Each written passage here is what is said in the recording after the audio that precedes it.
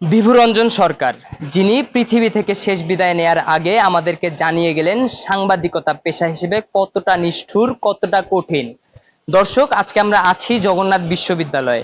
এখানকার তরুণ ক্যাম্পাস সাংবাদিকেরা বিভুরঞ্জন সরকারের মৃত্যু এবং তার শেষ খোলা চিঠি নিয়ে কি ভাবছেন তাই আজকে জানার চেষ্টা করব।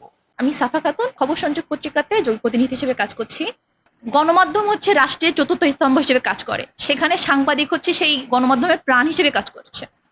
সেখানে একজন সাংবাদিক আর্থিকভাবে কতটা দুর্দশাগ্রস্ত, তার কতটা হেনস্থার শিকার হচ্ছে, শেষ পর্যন্ত উনি না পেরে এই শেষ বয়সে এসে আত্মহত্যা করছে, এটা ভাবলেই ভিতর থেকে নাড়া দিচ্ছে আমাদের তরুণ প্রজন্ম। আমরা এখন সাংবাদিকতা শিখছি, আমাদের হাতে খড়ি হচ্ছে, ফিউচার আমরা সবাই ভালো করতে চাই।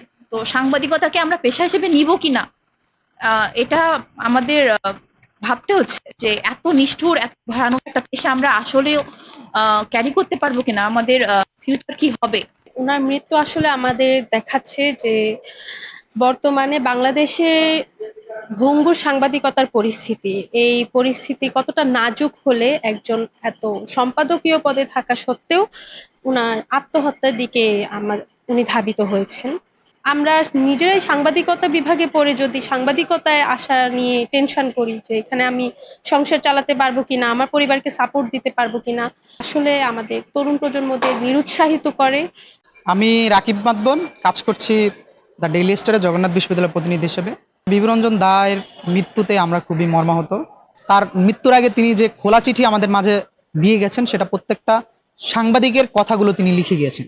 তিনি মরে গিয়েও তিনি যে কথাগুলা বলে গেছেন, আমরা বর্তমান সাংবাদিকরা, আমরা যারা ক্যাম্পাস সাংবাদিক এবং যারা সাংবাদিকতা পেশার সাথে জড়িত, তারাও আমরা সাহস করে সে কথাগুলো বলতে পারিনি। সাংবাদিকতা যারা করে, জুনিয়র সাংবাদিক অনেক সিনিয়রের থেকে বেতন বেশি, আবার দুইজন সমান কাজ করে কিন্তু একজনের থেকে একজনের বেতন বেশি। এই বৈষম্যটা আমরা দেখে থাকি। ম্যাক্সিমাম ক্যাম্পাস সাংবাদিকদের কোনো স্যালারি দেওয়া হয় না, এটা খুবই দুঃখজনক। তাদের থেকে কাজ নিচ্ছে, নিউজ নিচ্ছে, কিন্তু তাকে কোনো স্যালারি দিচ্ছে না। বসুন্ধরা টিস্যু, অশুদ্ধতার বিরুদ্ধে এক বিন্দুও ছাড় নয়। মোহাম্মদ জুয়েল রানা, আমি বর্তমানে ডিবিসি টেলিভিশনে ট্রেনি রিপোর্টার হিসেবে কাজ করতেছি। যারা এই পেশায় আসবে তারা যদি সততা বা নিষ্ঠার সাথে তাদের দায়িত্ব পালন করার ক্ষেত্রে যে প্রতিবন্ধকতার শিকার হবে সামনে, সেটার কিন্তু একটা আগমনী বার্তা বিভুরঞ্জন সরকার আমাদেরকে দিয়ে গেছেন। যারা সাংবাদিকতায় নতুন বা ভবিষ্যতে তাদের কেরিয়ারটাকে ওইদিকে মনোনিবেশ করবে, তাদের জন্য একটা অশনি সংকেত। আমরা আমাদের যে প্রচলিত ওয়েসবুট অনুসারে, এই অনুসারে আমাদের যে সাংবাদিকদের যে বৈষম্য, তাদের যে ইনক্রিমেন্ট বৃদ্ধি পায় না এবং রাজনৈতিক ভিতরে যে কুন্দল, সেটার কিন্তু একটা সুস্পষ্ট প্রমাণ কিন্তু তিনি আমাদের সামনে রেখে গেছেন। আমি ফাহমিদা আলম দোলা, বর্তমানে ডেইলি ইন্ডাস্ট্রি নামে একটি পত্রিকায় ক্যাম্পাস রিপোর্টার হিসেবে আছি।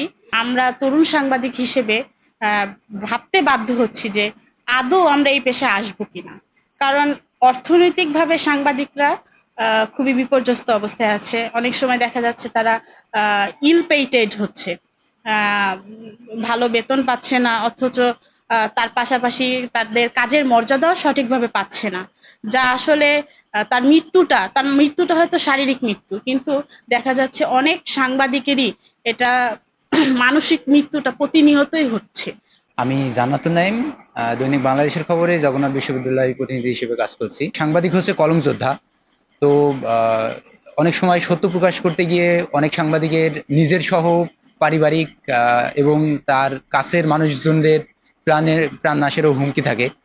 কিছুদিন আগে গাজীপুরে যে তুহিন হত্যা হলো, এর পরপরই খোলা চিঠি লিখে বিভুরঞ্জন দার এই যে আত্মহত্যা, এটা আসলে সাংবাদিকতার মানে একজন ক্যাম্পাস সাংবাদিক হিসেবে এবং ভবিষ্যৎ সাংবাদিক হিসেবে এই পেশায় থাকা নিয়ে আমাকে শঙ্কিত করে। আমি এস.এম. সিয়াম, জগন্নাথ বিশ্ববিদ্যালয়ে দৈনিক দিনকাল পত্রিকার ক্যাম্পাস প্রতিনিধি হিসেবে কাজ করছি।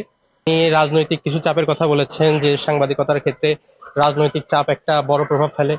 তারপরে আছে আর্থিক চাপ, যেটা তাকে হচ্ছে যে আত্মহত্যা করতে বাধ্য করেছে বলে আমি মনে করি। আর এই রাজনৈতিক চাপ এবং আর্থিক চাপ সহ আরো যে পারিপার্শ্বিক কিছু বিষয় তিনি উল্লেখ করেছেন, সবগুলো হচ্ছে যে আমাদের মনস্তাত্ত্বিকভাবে এমন একটা প্রভাব ফেলে যা আসলে আমাদের সাংবাদিকদের জন্য একটা হুমকি স্বরূপ।